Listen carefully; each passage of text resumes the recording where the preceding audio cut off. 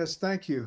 Um, we're trying to get healthy. We're trying to prepare for Texas, and excited about uh, the opportunity coming up in a few days there. With that, I'll just answer questions. Coach, we'll start you off with Tom Murphy, the Arkansas Democrat Gazette.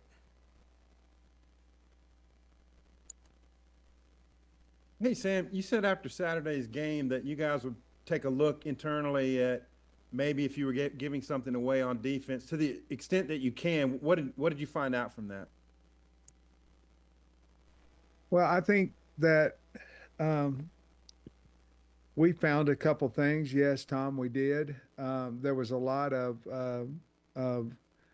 checks, not as much fastball as what we thought we might get from Ole Miss. So we certainly did find a few things that we need to correct, and went back and did extensive study there and found a couple things that we need to get fixed.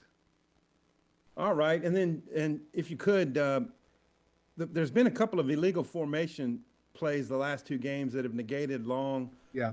long yardage plays. I wonder, are the receivers responsible for looking over and checking with the line judge there on? Is that what affected those plays? Yeah, Tom, very, very frustrating because that's just an alignment issue. And both of them put their hands out. But the official did not tell them that they were on the line of scrimmage. So that was not a officiating problem at all. That was us. We did look out there and put our hand out, but we were not on the line of scrimmage. It was a good call. It's bad by us. We've got to do better than that. And the week before it was just a single receiver against Mississippi State. Same thing. Uh, but we've got to, if he's going to allow us to move up, and we should know that to begin with. So we certainly have worked on that again. But that was not an officiating problem. That was us. We did ask for the help, but they did not tell us that we were on the line of scrimmage. Next is David Eckert of the Austin American Statesman. Hey Sam, how are you? Good.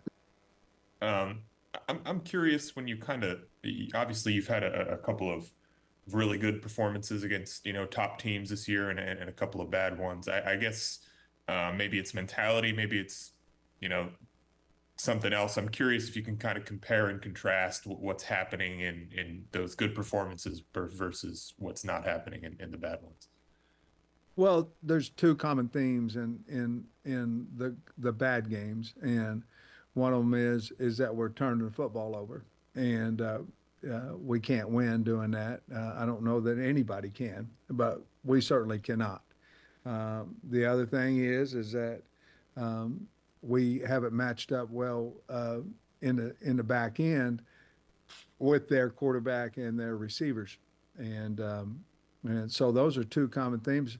Those two things we should be able to control the turnovers of that. We did not in those games, and the other thing is that we did try several uh, different coverages, several into the double digits, into um, several different things in blitzing, in coverage, in quarters, in halves, in half, in cover six, uh, cover three, cover eight, and it just didn't work last week. So we've got to figure out what we can do, like we did against Tennessee. We had a, a game plan where we weren't going to get beat deep, and we could handle the run.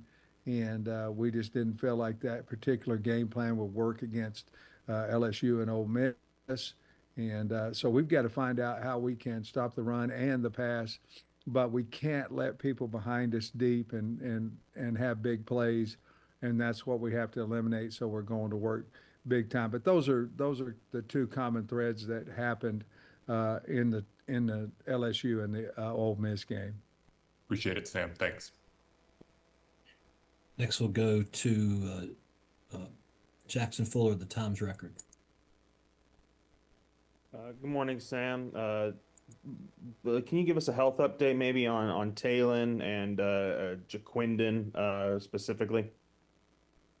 I still think we're a few days away from both those guys determining what their ability to play against Texas would be. Um, I can tell you this: I don't know if either one of them would be able to play if we were playing Saturday. Um, so I think, without avoiding the question, just giving you a true answer, I think we still have to wait until probably a Monday of next week to see exactly where we're at with those two guys. Taylor's got a sprained knee, and certainly JJ's got that ankle. So they were out in the walkthrough uh, yesterday, but I don't know that they'll be available really for practice today. And is there with the struggles in the secondary, is there any chance maybe a guy like freshman Selman Bridges could make an impact in the rotation moving forward? And what have you seen from his development this fall? Well, there's certainly a chance of that. Yes, I think we have to look at all things, how we're coaching it, how, the coverages that we're playing, the people that we're asking to play those coverages. And we certainly have uh, given that a good look and have made some changes there to see if we can get better. Um, Selman's certainly one of the guys in that thought process as well. He's done really a good job um, out there, and we'll see what happens there. But he certainly has improved greatly this camp.